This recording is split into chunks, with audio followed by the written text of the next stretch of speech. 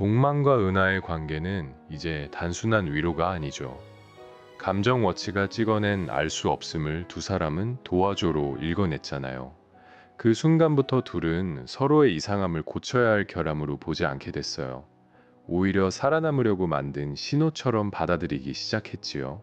그래서 동만의 말이 더 묵직하게 들리네요. 은하 씨는 딱 알아요. 사랑보다 먼저 온 건 이해였고, 이해 다음에 창작이 움직이는 것 같아요. 사람은 알아주는 눈 하나만 있어도 다시 달릴 수 있나 봐요. 동만은 늘 마음 둘 곳을 몰라서 떠들던 사람이었죠. 남의 성공에는 샘이 났고, 남의 실패에는 이상하게 숨이 쉬어졌어요. 그런데 은하 앞에서는 조금 달라져요. 마음을 어디에 놔야 달리고 싶은지 그녀는 딱 안다고 말하잖아요. 이건 설레는 고백이면서도 창작자의 구조 신호처럼 들리네요. 여러분도 느끼셨지요? 동만에게 은하는 예쁜 감정이 아니라 방향키에 가까워요. 사랑이란 결국 사람을 멈추게 하는 게 아니라 다시 자기 일 앞으로 데려다 놓는 힘 아닐까요? 은하가 꺼낸 영실이라는 이름도 그냥 귀여운 필명으로만 보이지 않아요. 은하는 이름 때문에 오래 다친 사람이잖아요. 변은하라는 이름에는 버려진 아이의 기억이 붙어 있죠. 회사에서는 도끼 PD라는 기능으로 불렸고, 재영에게는 훔쳐도 되는 재능처럼 취급됐고요. 그러니 필명은 도망이 아니라 작은 피난처일 수 있어요. 상처 많은 사람이 바로 본명으로 세상에 나서긴 어렵잖아요. 먼저 다치지 않을 이름 하나를 앞세워 보는 거예요. 그 이름 뒤에서 은하는 처음으로 자기 이야기를 써보려는 것 같네요. 하지만 제작진은 이 따뜻한 시작을 오래 그냥 두지 않을 것 같아요. 왜냐하면 은하가 새 이름을 얻는 순간 정의의 오래된 이름도 같이 떠오르거든요. 엄마. 그 단어를 은하는 오래 피했죠. 입 밖으로 꺼내면 몸이 먼저 무너질까봐 그랬을지도 몰라요. 동만과 은하가 서로를 살리는 쪽으로 움직일수록 오정이는 자기 과거를 숨기는 쪽으로 다가오겠지요. 사랑과 창작이 한쪽에서 켜지고 반대편에서는 권력과 침묵이 문을 열어요. 그럼 이제 영실이라는 이름이 어떤 불씨가 될지 소설 속으로 들어가 볼까요? 아지트 한쪽 책상 위에 동만의 원고가 수북했어요. 구겨진 종이와 식은 커피 사이로 은하는 조용히 빨간 펜을 들었죠. 동만은 이상하게 말이 줄어들었어요. 평소 같으면 종이 한 장 넘길 때도 세 문장은 떠들 사람이잖아요. 그런데 오늘은 은하의 손끝만 보고 있네요. 여기요. 은하가 한 줄을 짚자 동만의 눈이 반짝였어요. 그 줄은 틀린 문장이 아니라 다시 달릴 길처럼 보였죠. 동만은 작게 웃었어요. 맞네. 내 마음이 여기 있었네. 은하는 대답 대신 펜뚜껑을 닫았고요. 둘 사이에 처음 보는 초록빛 침묵이 흘렀네요.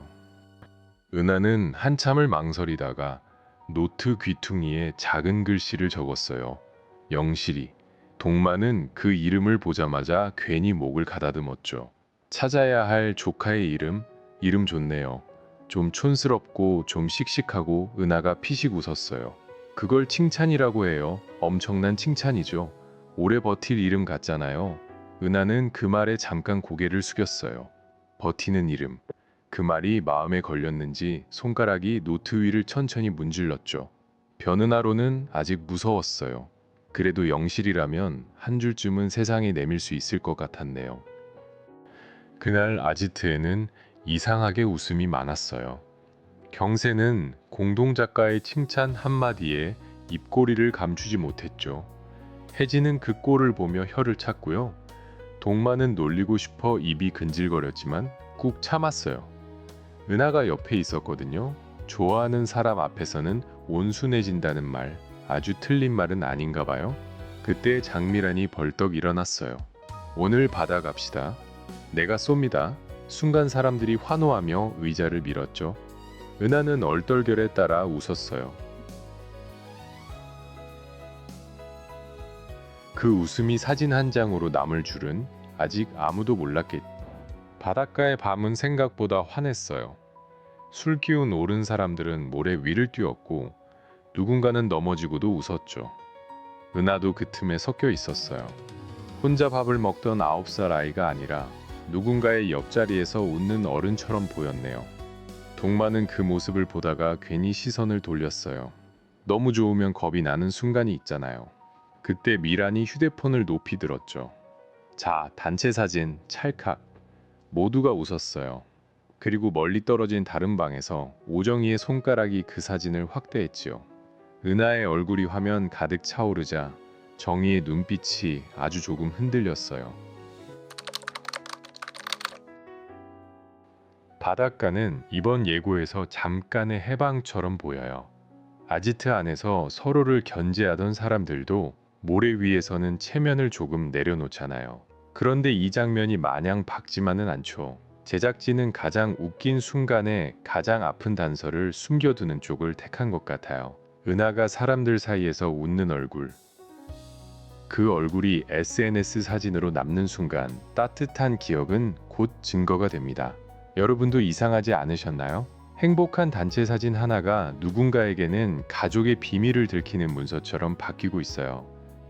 장미란의 역할도 가볍게 넘기기 어렵죠. 미란은 분위기를 띄우는 사람처럼 움직이지만 결과적으로 정의와 은하를 연결하는 방아쇠가 됩니다. 누가 누구 좋아하는 거예요? 라는 질문도 그래서 웃기면서 날카로워요. 동만과 은하가 아직 이름 붙이지 못한 관계를 미란이 먼저 밖으로 꺼내버리거든요. 사랑인지 구원인지 창작 동맹인지 애매한 감정이 남의 입을 통과하면 갑자기 현실이 되잖아요. 그 질문 뒤에 정의의 시선이 따라붙는 것도 묘합니다. 사랑의 소문과 가족의 비밀이 같은 사진 안에 들어간 셈이네요. 정의가 사진 속 은하를 확대하는 장면은 말없이 서늘해요. 손가락 하나로 얼굴을 키우는 동작일 뿐인데 그 안에는 통제의 냄새가 나죠. 엄마가 딸을 그리워해서 들여다보는 눈빛일까요? 아니면 숨긴 과거가 가까이 왔다는 불안일까요? 바로 이 모호함이 무섭습니다. 정희는 평생 다른 사람으로 살고 싶어 했던 배우잖아요. 그런데 은하의 얼굴은 그녀가 지워온 원래 이름을 다시 부르는 것 같아요. 권력은 때로 사람을 보호하는 게 아니라 기억을 잠그는 자물쇠가 되기도 하죠. 그 자물쇠가 이제 조금씩 헐거워지는 느낌이에요. 은하의 코피는 단순한 증상이 아니에요. 버려질 것 같다는 감각이 오면 몸이 먼저 9살로 돌아가는 거죠. 사람 마음은 잊었다고 우겨도 몸은 참 성실하게 기억하잖아요. 그래서 최초로 나한테 X를 친 사람 엄마 라는 말은 고백보다 선언에 가깝습니다. 은하는 이제 상처를 흐릿한 이응미음으로 숨기지 않아요. 정확히 엄마라고 부릅니다. 그 말이 치유의 시작일지 더 큰 폭발의 시작일지는 아직 모르겠네요. 하지만 하나는 분명해요. 버려진 아이가 처음으로 가해자의 이름을 제대로 불렀습니다. 모래 위에서 사람들은 아이처럼 뛰었어요. 경세는 넘어질 뻔한 준환을 붙잡고도 괜히 감독처럼 지시했죠. 혜진은 그런 경세를 보며 받아와서도 컷사인 치냐고 툭 던졌고요. 은하는 그 말에 웃음이 터졌어요. 동마는 그 웃음을 보다가 입술을 꾹 다물었죠. 괜히 말로 망치고 싶지 않았던 걸까요? 미라는 두 사람을 번갈아 보더니 눈을 동그랗게 떴어요. 잠깐만요. 누가 누구 좋아하는 거예요? 지금 모두가 웃었지만 은하의 귀끝은 조용히 붉어졌어요. 동마는 바다 쪽만 보며 헛기침을 했고요. 일출을 기다리던 사람들은 모닥불 주변에 둥글게 앉았어요. 누군가는 노래를 틀었고 누군가는 캔맥주를 흔들었죠. 은하는 잠시 자기 자리가 어색하지 않다는 사실에 놀랐어요. 늘 곁눈질로 확인하던 출구가 오늘은 멀게 느껴졌거든요. 동마는 옆에서 종이컵을 내밀었어요. 찬 거 말고 이거요. 따뜻한 거. 은하는 그 작은 배려에 웃었어요. 그때 미란이 휴대폰을 들고 사람들을 불렀죠. 이 기념비적인 체력 낭비 남겨야죠. 다들 모래 위로 모였고 은하도 동만 옆에 섰어요. 도망치고 싶은 마음이 오늘만큼은 조금 늦게 찾아왔네요. 사진은 생각보다 잘 나왔어요. 모두가 조금 취했고 조금 구겨졌고 그래서 더 살아있는 얼굴들이었죠. 미라는 곧바로 SNS에 올렸어요. 우리 팀 아직 청춘. 그 짧은 문구 밑으로 웃는 얼굴들이 작게 박혔습니다. 은하는 휴대폰 화면을 보고 살짝 웃었어요. 자기도 저 안에 있다는 게 낯설었거든요. 누군가의 무리 안에 자연스럽게 들어간 얼굴. 그게 이렇게 이상하게 따뜻할 줄 몰랐던 거예요. 하지만 그 사진은 바다에만 머물지 않았죠. 도시의 조용한 방 안에서 정의가 같은 사진을 보고 있었어요. 그리고 손가락이 은하의 얼굴 위에서 멈췄습니다. 정의는 사진을 확대했어요. 처음엔 미란을 보려는 듯 했지만 시선은 곧 은하에게 붙잡혔죠. 화면 속 은하는 웃고 있었어요. 누군가에게 버려진 아이처럼 보이지 않았고 누군가의 비밀처럼 숨어 있지도 않았습니다. 그게 정의를 더 흔들었을까요? 정의의 입가가 아주 살짝 굳었어요. 그때 박 대표의 전화가 들어왔죠. 확인했습니다. 짧은 말 뒤로 긴 침묵이 내려앉았어요. 은하는 아직 바닷바람 속에 있었고 정의는 이미 다음 수를 생각하는 눈빛이었네요. 엄마가 딸을 찾는 순간인지 배우가 과거를 수습하는 순간인지 그 경계가 서늘하게 흐려졌어요.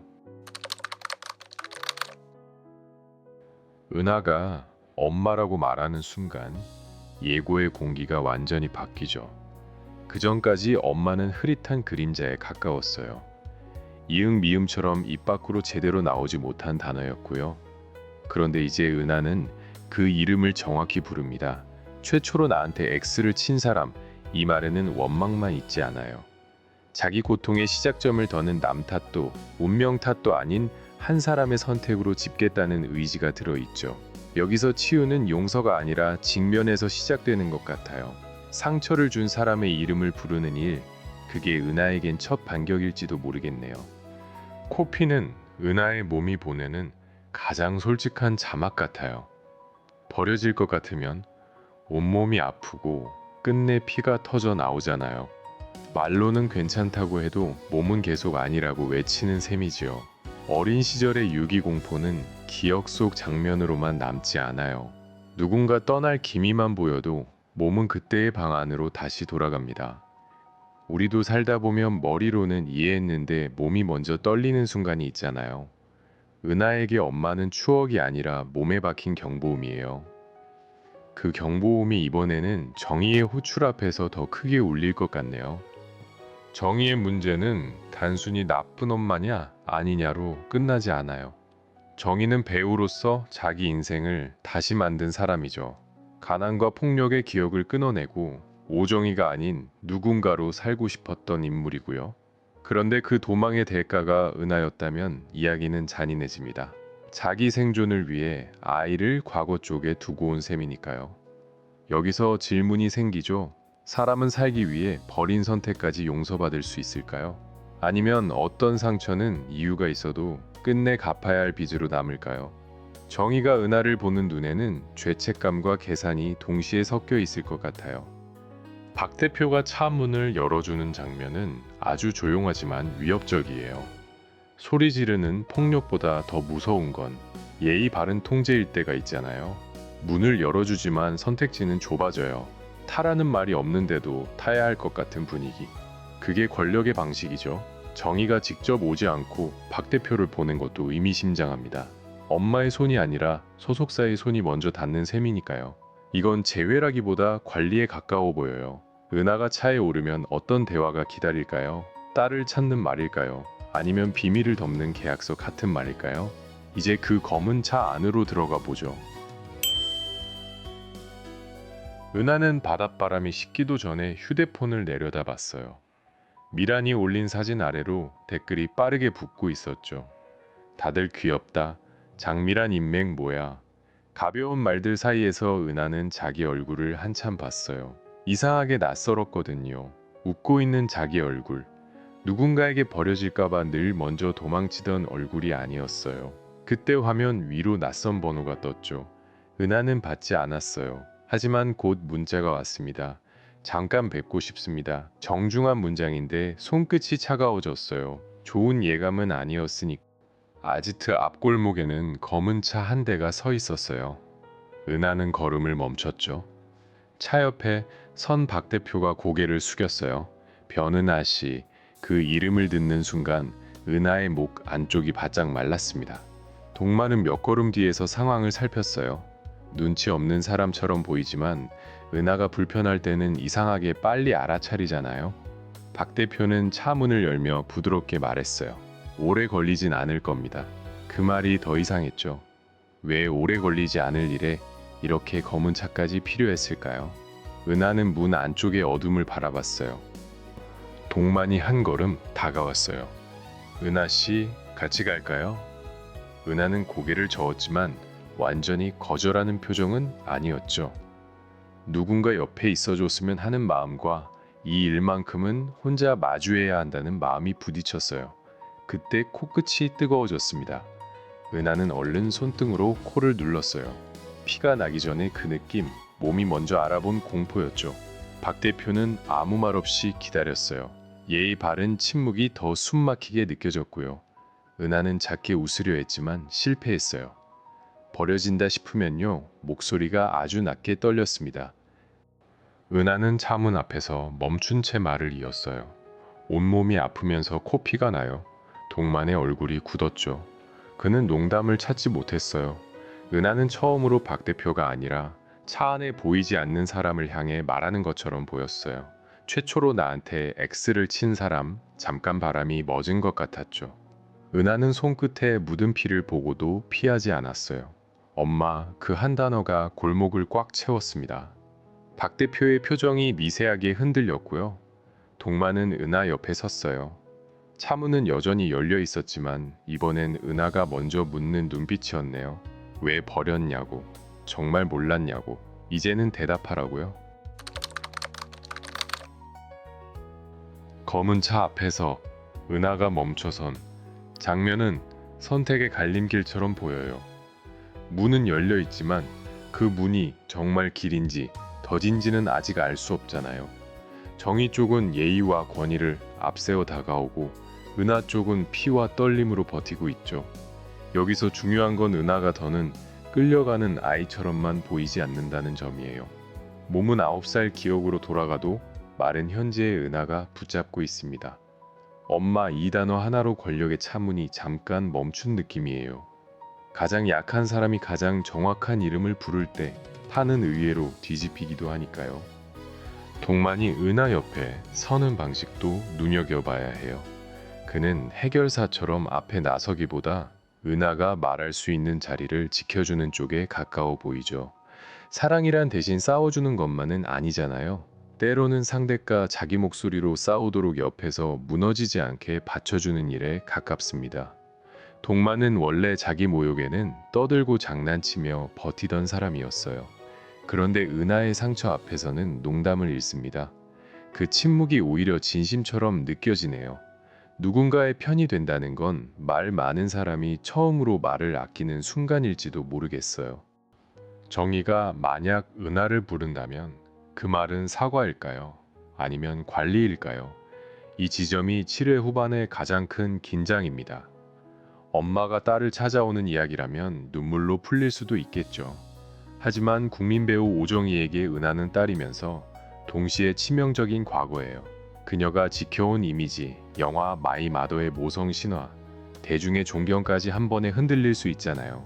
그래서 정의의 모성은 늘 계산과 함께 올 가능성이 큽니다. 사랑이 늦게 오는 건 슬픈 일이고 계산이 섞여 오는 건 더 잔인한 일이죠. 은하는 그 차이를 알아볼 수 있을까요? 이번 예고의 진짜 싸움은 엄마와 딸의 재회만이 아니에요. 한쪽에는 버려진 아이가 있고 다른 한쪽에는 과거를 버려야 살아남았던 배우가 있죠. 둘 다 무가치함과 싸워왔지만 방식은 너무 달랐습니다. 은하는 버려진 채 자기 존재를 의심했고 정의는 과거를 버리며 자기 존재를 만들었어요. 그러니 두 사람이 마주하면 단순한 악역 심판으로 끝나기 어렵겠죠. 용서와 복수, 생존과 책임, 모성과 이미지가 한자리에서 부딪힐 겁니다. 그리고 그 사이에 동만의 시나리오가 있어요. 이 상처가 작품이 될지, 폭로가 될지, 아니면 은하의 첫 해방이 될지 지켜봐야겠네요. 박 대표는 열린 차 문 옆에서 아주 낮게 말했어요. 오정희 선생님께서 기다리십니다. 은하는 그 이름을 듣고도 바로 움직이지 않았죠. 동만은 은하의 손끝에 묻은 피를 보고 주머니를 뒤졌어요. 휴지도 없고 괜찮은 말도 없었어요. 결국 그는 자기 소매를 내밀었죠. 이거라도 은하는 어이없다는 듯 웃었어요. 그 짧은 웃음 덕분에 숨이 조금 돌아왔나 봐요. 박 대표의 눈빛이 살짝 굳었어요. 은하가 혼자가 아니라는 사실을 확인한 사람의 얼굴이었죠. 검은 차 안의 공기가 더 무거워졌습니다. 은하는 차에 오르지 않고 문 앞에 섰어요. 여기서 말하라고 하세요. 박 대표가 잠깐 눈을 깜빡였죠. 부드러운 예의로 짜놓은 길에서 은하가 처음으로 옆길을 낸 셈이에요. 동만은 옆에서 괜히 바닥만 봤어요. 그래도 입가에는 아주 작은 웃음이 걸렸죠. 그는 알았을 거예요. 지금 은하는 도망치는 게 아니라 자기 자리에서 버티는 중이라는 걸요. 차 안쪽에서는 아무 소리도 들리지 않았어요. 그 침묵이 오래된 변명처럼 길어졌습니다. 은하는 코를 누른 채 다시 말했어요. 몰랐다는 말부터 하면 안 탈 거예요. 그 말에 박 대표의 표정이 처음으로 흔들렸어요. 아마 준비해온 문장들이 있었겠죠. 오해였다는 말, 사정이 있었다는 말, 선생님도 힘들었다는 말. 그런데 은하는 그 길을 먼저 막아버렸어요. 동만은 은하의 옆모습을 보며 숨을 삼켰습니다. 그가 써야 할 주인공이 바로 이런 얼굴이었을지도 몰라요. 상처 때문에 피가 나면서도 상대의 변명까지 미리 알아보고 막아서는 사람. 은하는 더 작아지지 않았어요. 차 문 앞에 선 채 오히려 검은 차를 좁아 보이게 만들었죠. 그 순간 동만의 마음속 시나리오가 조용히 한 줄을 얻은 것 같네요. 차 안에서 천천히 창문이 내려왔어요. 어둠 속 정의의 얼굴이 드러났죠. 은하는 고개를 숙이지 않았어요. 정의도 쉽게 말을 꺼내지 못했습니다. 그 침묵 사이로 파도 소리 대신 은하의 숨소리만 또렷했어요. 동만은 한 발 뒤에 섰지만 물러서진 않았고요. 정의가 겨우 입술을 열었어요. 은하야, 그 한마디에 은하의 눈빛이 흔들렸습니다. 하지만 이번엔 울기 전에 먼저 물었어요. 그때도 제 이름을 알고 있었어요. 검은 차 안에 시간이 그대로 멈춘 듯 했죠. 오정희는 은하를 되찾으러 온 엄마일까요? 아니면 들통난 과거를 덮으러 온 배우일까요? 여러분은 정의의 침묵을 죄책감으로 보셨나요? 아니면 계산으로 보셨나요? 댓글로 함께 이야기해 주세요.